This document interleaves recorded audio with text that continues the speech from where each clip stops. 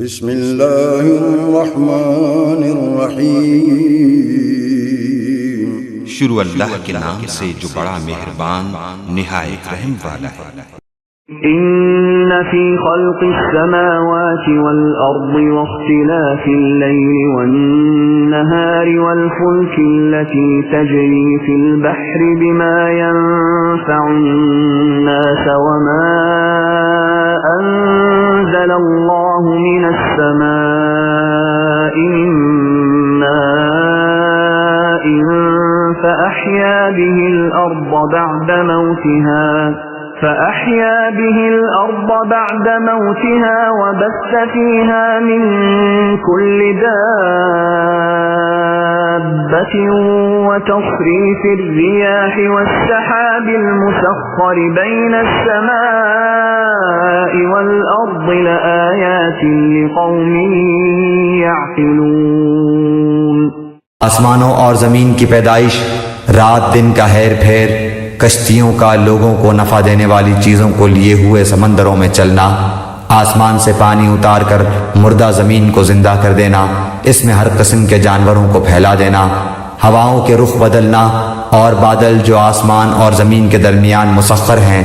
ان میں عقل مندوں کے لیے قدرت الہی کی نشانیاں ہیں۔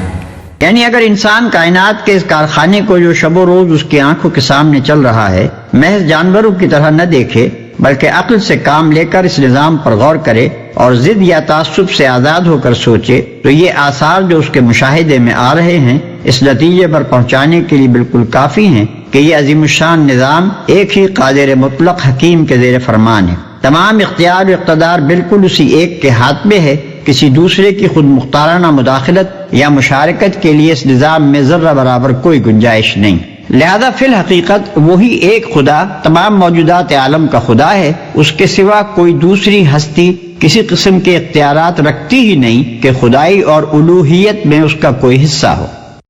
وَمِنَ النَّاسِ مَن يَتَّخِذُ مِن دُونِ اللَّهِ أَندَادًا يُحِبُّونَهُمْ كَحُبِّ اللَّهِ وَالَّذِينَ آمَنُوا أَشَدُّ حُبًّا لِلَّهِ وَلَوْ يَرَى الَّذِينَ ظَلَمُوا إِذْ يَرَوْنَ الْعَذَابَ أَنَّ الْقُوَّةَ لِلَّهِ جَمِيعًا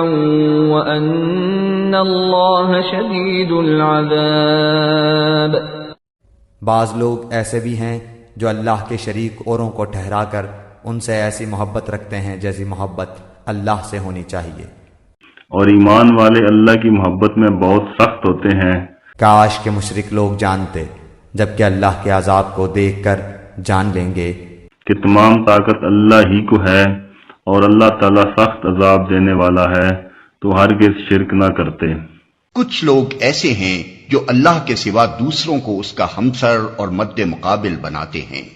یعنی خدائی کی جو صفات اللہ کے لیے خاص ہیں ان میں سے بعض کو دوسروں کی طرف منسوب کرتے ہیں، اور خدا ہونے کی حیثیت سے بندوں پر اللہ تعالیٰ کے جو حقوق ہیں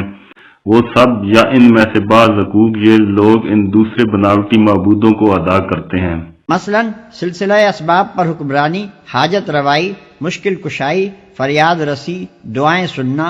اور غیب و شہادت، ہر چیز سے واقف ہونا، یہ سب اللہ کی مخصوص صفات ہیں، اور یہ صرف اللہ ہی کا حق ہے کہ بندے اسی کو مقتدر اعلیٰ مانیں،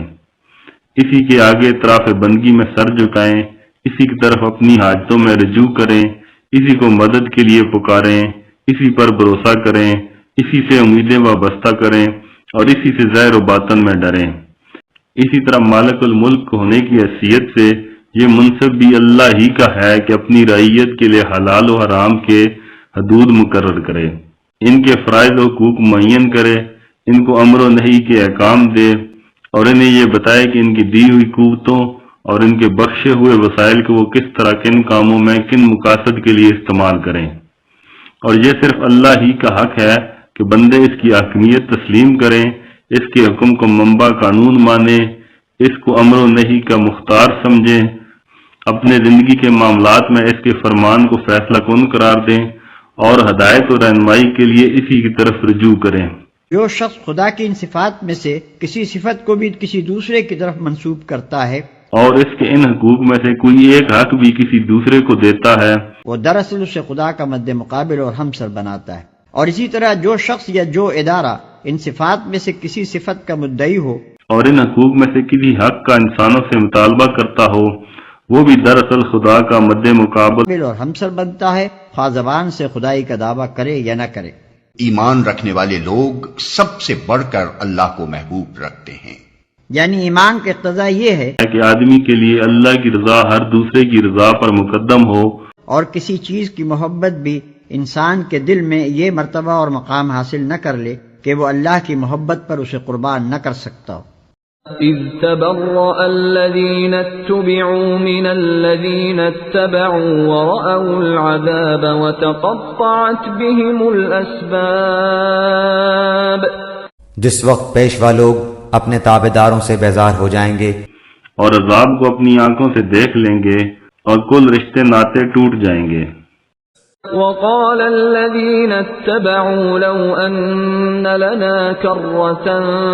فنتبرأ منهم كما تبرأوا منا كذلك يريهم الله أعمالهم حسرات عليهم وما هم بخارجين من النار۔ اور تابعدار لوگ کہنے لگیں گے کاش ہم دنیا کی طرف دوبارہ جائیں تو ہم بھی ان سے ایسے ہی بیزار ہو جائیں جیسے یہ ہم سے ہیں۔ اسی طرح اللہ تعالیٰ انہیں ان کے اعمال دکھائے گا، ان کو حسرت دلانے کو یہ ہرگز جہنم سے نہ نکلیں گے۔ ہم ان سے بیزار ہو کر دکھا دیتے۔ یہاں خاص طور پر گمراہ کرنے والے پیشواؤں اور لیڈروں اور ان کے نادان پیرووں کے انجام کا اس لیے ذکر کیا گیا ہے جس غلطی میں مبتلا ہو کر پچھلی امتیں بھٹک گئیں، اس سے مسلمان ہوشیار رہیں اور رہبروں میں امتیاز کرنا سیکھیں اور غلط رہبری کرنے والوں کے پیچھے چلنے سے بچیں۔